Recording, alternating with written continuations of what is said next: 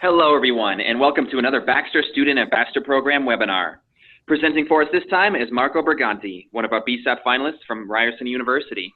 Hi, Marco. How are you? Good. How are you? I'm good, thanks. So just before we get started, I'd like to let everyone know that if you're viewing today's webinar on the computer, you may submit any questions that you have to the Q&A box or the chat box, which can both be found in your Zoom toolbar, and those questions will be answered after the presentation has finished. Okay, Marco, if you'd like to go ahead and share your screen, you can start whenever you're ready. Perfect. Okay, so welcome everyone. Today we're talking about Goway and their Arctic and Antarctic tours, cruises, and experiences, and why travel agents and booking agents should be selling the Goway products more in particular.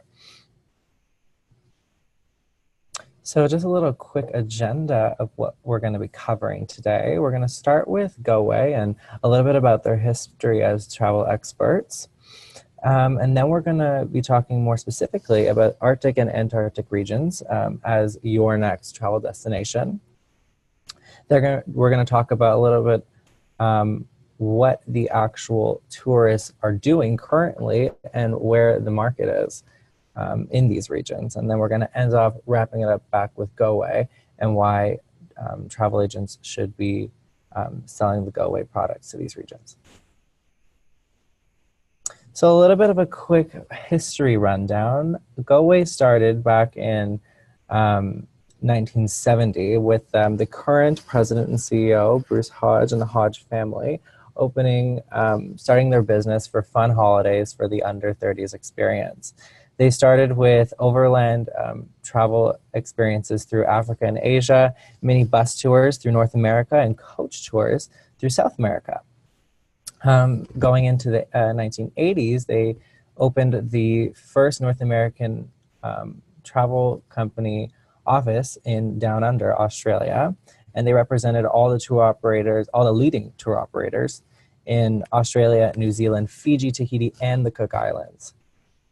And then going into the 1990s and 2000s, they had a lot of growth and innovation where they really looked at the brands and they created brands that best represented their products.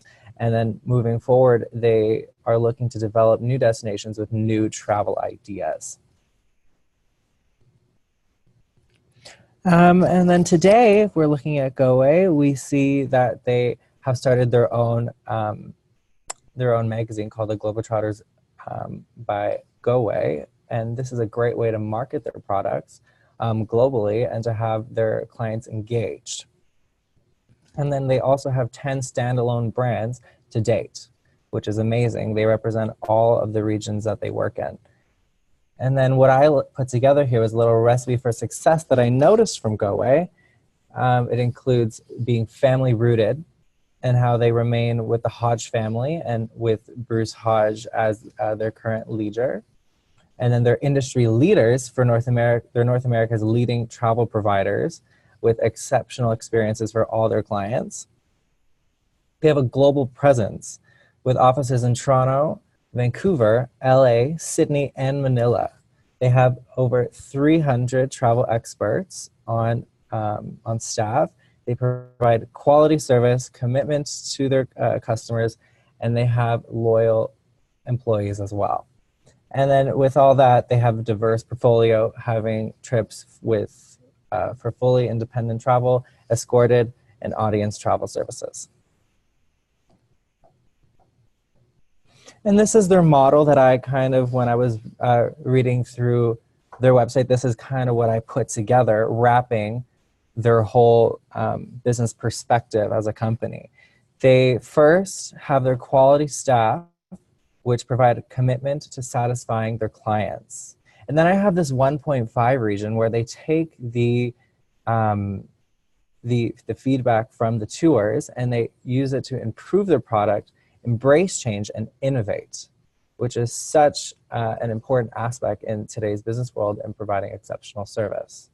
And then through this, they get natural word-of-mouth marketing, satisfying their customers with family and friends sharing and telling. And then with the word of mouth marketing, it's perfect for recruiting new clients and having their loyal clients by their side. And this is their mission. I kind of broke it down a little. It's to inspire people to explore the world and be the first choice for global charters. Now, when talking about the Arctic and Antarctic, I kind of said, well, let's inspire people to explore the Arctic and Antarctic as a piece of the world and continue to make Goway the first choice. So this is what we know about the regions. Going more into it, it's stay with me here. It's what I really want to pay attention to is this percent change between a wide range of years of people who are actually coming into the Arctic and Antarctic regions. So obviously what I wanted to point out here is that there's a climbing number of tourists, meaning there's a market for people traveling down to these regions. So this is to the Antarctic in specific. The number of travelers between the years is here, and then this is making landings, and this is making just cruising through. So again, there has been, if you look at 2012 to 2018, there's been a positive change. There's been a couple years of a little bit lower, but at the end, coming back to 2018, we're all in positives, which is a good sign. And then what I put together here is just a rank of the top countries of origin where the visitors are coming from, and I also put a tab here for where their offices are located. And if you can see, there's 3 or 4 office locations within the top 3 countries, which is amazing. There was only, if you go to this chart, there's about 9 countries in the other section. So being within the top countries here is a great exemplifier of that, how Goway is capitalizing. And then these are some of the activities that were stated by the International Association of Antarctic Tour Operators, and kind of in a pie chart I put here what the actual percentages of what's going on and what activities people are using. So there's the seaborne tourism, then there's sailing and yachting, air and cruise combos. Then there's cruise only, which takes up a large percentage of that. And there's the deep field tourism. And then they also had this list here of more specific activities of what this looks like. And because the Arctic, I really wanted to mention that the Arctic is a huge place. It covers various countries. So I really wanted to take a case study of the Northwest Territories here in Canada, just taking more of a local standpoint. And this, I know personally, they actually are looking, they're one of the regions that are building and continue to build their tourism outreach. So what I kind of took from the government of the Northwest Territories here is that visitation, so here we have the main purpose of travel. So there's the aurora viewing, fishing, touring, hunting, outdoor adventure, which is the largest of all of them in terms of people going there to do outdoor adventure. And then the amount of spending happening as well is that's the largest segment there. And then visiting friends and family, and then this is total leisure tourism visitation. At the top, I just kind of put where they're coming from, and obviously Canada is the most because it is a Canadian territory, so it makes sense that that's where the largest number of tourists are coming from.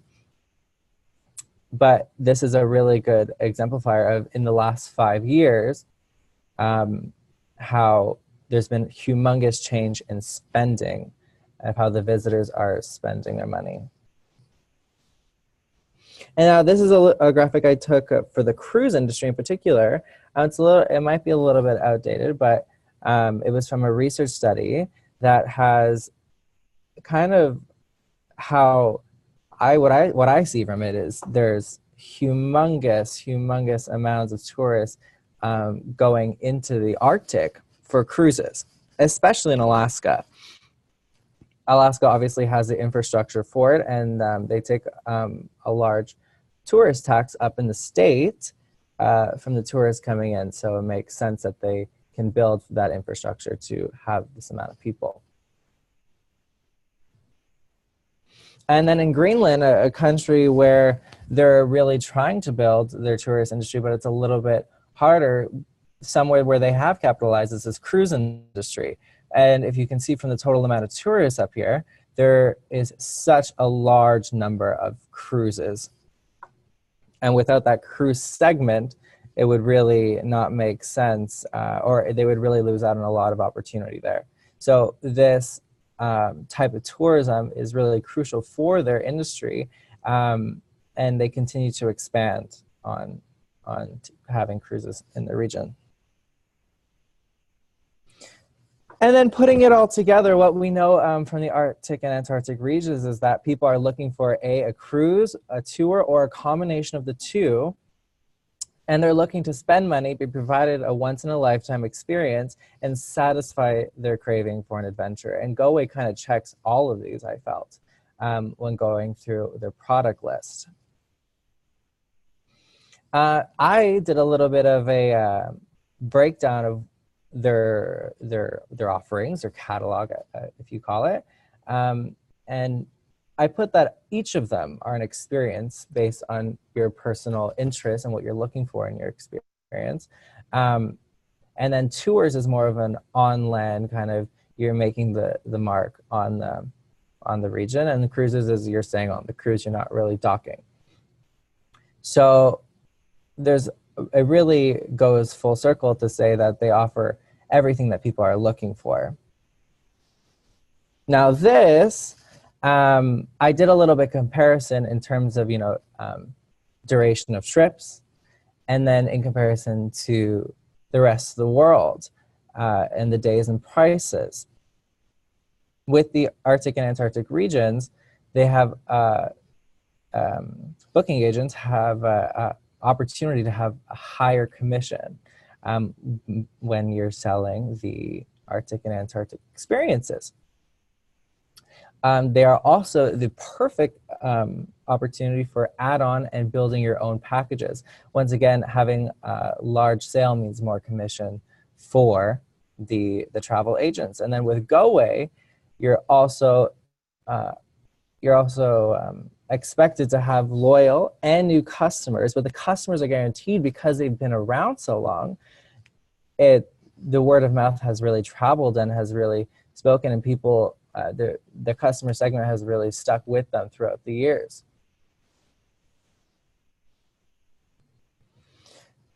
And then why book with the travel agent? Well, in these regions, fully independent travel is both scary and impossible because there's a lot of white space that hasn't really been explored and discovered yet of more innovative ways to travel. So for now, traveling in groups is the best option. It really is the only option. And travel agents are the specialists in booking the trip of a lifetime. Even if they haven't been themselves, they probably know a lot more and heard stories about how and what the best way to go about doing this type of trip is. And then with Goway, they're trusted travel experts, and they're great committed travel partners when you're in your destination. And that's it for me, and now I'm opening the floor to any questions. Thank you so much, Marco. Perfect. No worries. Thank you, guys. So once again, if anyone is signed in by computer, you can submit questions by text through either the chat box or the Q&A box, and I can read them out for Marco. Oh, perfect.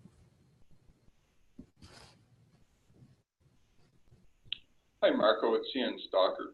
You've profiled two places that are at the very opposite ends of the planet. Which do you think is more interesting? More interesting personally? Yeah.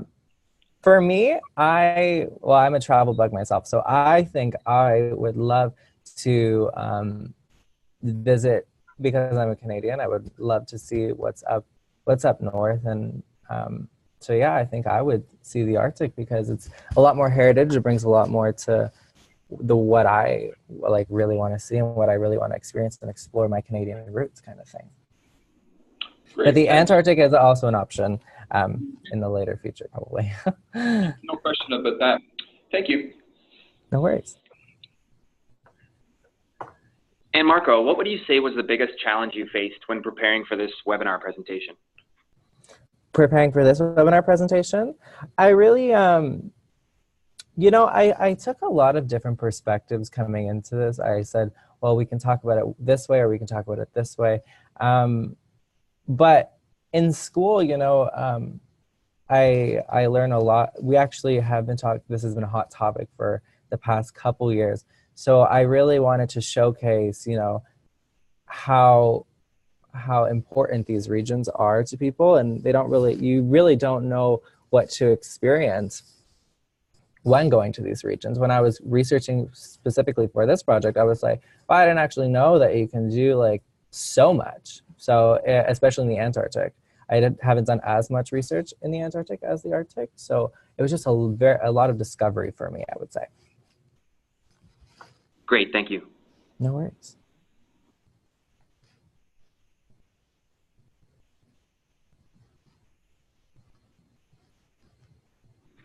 Okay, I do believe that's it for the questions today. But I'd like to thank everyone that tuned into the webinar today. Thank you all for taking time out of your day. And Marco, thank you so much for your great presentation. Thank you guys for having me. On behalf of Baxter Media, I would like to thank you for participating in BSAP 2019, and we'll be in touch. Perfect. Thanks, Marco. Take care, everyone. Take care.